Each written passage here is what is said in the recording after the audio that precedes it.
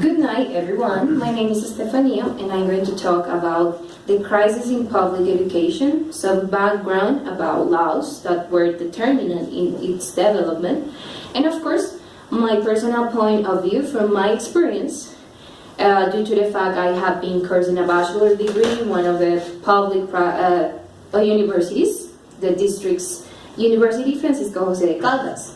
So, let me ask you something. If you have the possibility to take a major degree in any university, which one would you choose? I will choose the National University of Colombia. Okay, tell me why, please. Because comparing with others, the National University of Colombia offers more opportunities, labor opportunities. Okay, you mean labor opportunities, right? Yeah, that's a really good point, of course. And, well, let's say that I have one of the private university, la Universidad Externa, and I have, by the other hand, la Universidad de Antioquia. Do let me know what will be the best option for you in terms of quality. Well, if I have to choose either one of them, will be the Externado, because those have like a more background regarding scientific development and all that. And it's just better to have an external degree on the job market right now than a public university. Okay, so you mean like it's better have a paper from the externado than one from the nacional, right? Yeah, that's what. Okay, looks like the most attractive, it is one of the most attractive, not only for the quality of education, but for the long-term benefit, right? But how many of you, or please raise your hand, if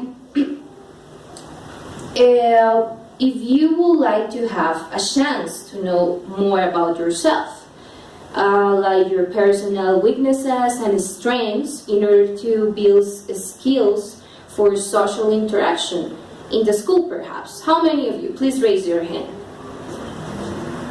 Okay, thank you so much. Well, that's really key. Also, I'm going to talk about that specific point later on.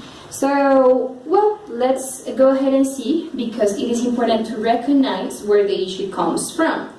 So the quality of the higher grade education in our country has experienced a lot of trouble since its conception. So it's important to identify where it comes from to solve it, right? For example, right now we know that in other countries, it has been prepared in order to cover a lot of contemporary requirements, right? The idea of education, Colombian education, is to have an update, to have a systematical and a continuous update. That way we can have a lot of professionals that can cover all of the social requirements. That's really important, right? So, for example, let's go ahead and we're going to do some quick overview for the Law 30 of 1992. It was created in the Constitution in 1991. So, this law is a long law, but we're going to highlight only 3 or 4 basic points that are the ones which are affecting right now the quality for education. First one is, of course, all the universities, it doesn't matter if it is a public or private university, they have their own authority to do with the invest what they want, basically, right? Second, the way how education can be considered in different terms of formal, formality, legal. Let me give you an example. Right now we have like institutions, formal institutions, no formal institutions, informal institutions, and formal institutions. Okay? Just to illustrate it in a better way, I'm going to tell you something. I'm going to tell you a short story, a personal story. One day I was in an informal institute looking for a job position.